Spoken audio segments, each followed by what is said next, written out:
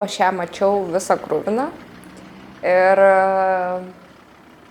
man, ta prasme, ten buvo šokas, kad, ta prasme, manęs atrodo nebuvo ten tik pusvalandį tam kambarį ir kas per tą pusvalandį nutiko.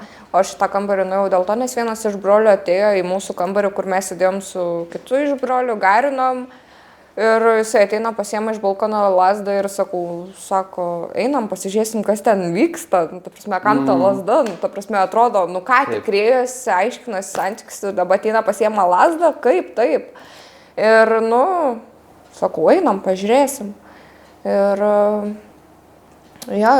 tada pamatėm ją visą kruviną ir, ta prasme, ir aš bėgau, rėkiau ir ten verkiau prie jos, taip normaliai verkiau.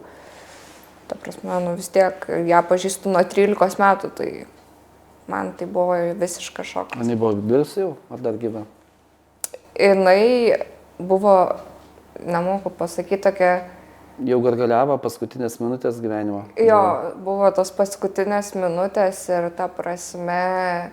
Ir jos paskutinės minutės buvo tikrai žiauriai užbaigtos, kai aš reikiau, kad nustokit, reikia medikų. O tas vyriausias pasiėmęs pagalvę ją uždusino, tai buvo jos paskutinės minutės.